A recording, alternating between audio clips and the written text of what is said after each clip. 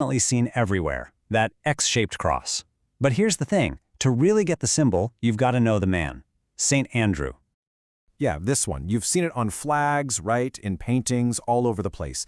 But what if I told you that X isn't just a shape, it's a story, a really powerful story of humility and sacrifice. So let's get into it and figure out what this symbol is all about. All right, so to do that, we have to rewind way back.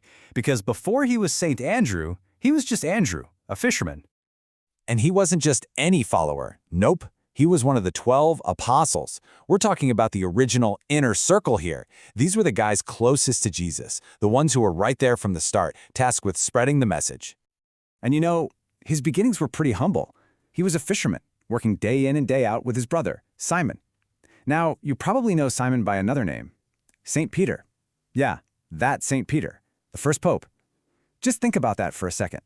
Two regular brothers casting nets for fish, who then go on to become, as the saying goes, fishers of men. What a change, right? But that's really just the beginning of his story. After Jesus' ascension, Andrew's true mission kind of kicked into high gear.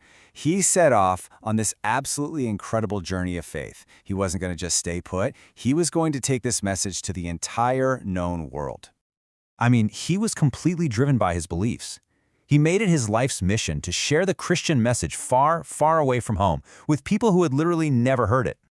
And the scope of his travels, honestly, it's just mind-boggling for the time. We're talking about journeys through Greece, all the way across modern-day Turkey, and some traditions even say he went as far as the areas we now know as Russia and Ukraine. Think about that. No cars, no planes. This was a massive, massive undertaking, all powered by his faith. Okay.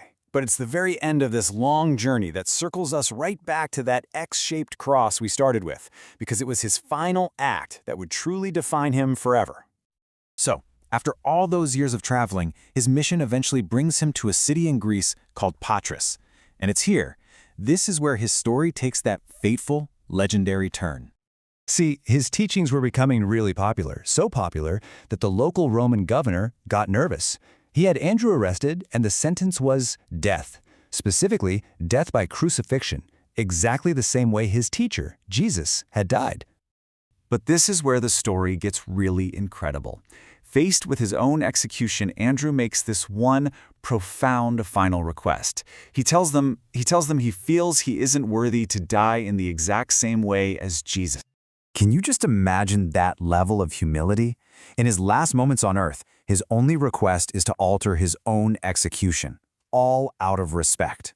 So he asks for a different kind of cross. He asks for one shaped like an X.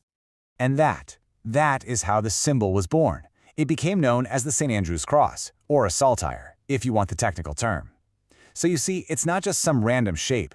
It's a symbol tied directly to that final, powerful moment of incredible faith and humility. So, there you have it. From a regular fisherman to a martyr whose story has been told for centuries. The life of St. Andrew is pretty amazing, isn't it? And it really leaves you with a big question to chew on. How does one single moment of humility, right at the end of someone's life, become an immortal symbol of courage and faith that lasts for thousands of years?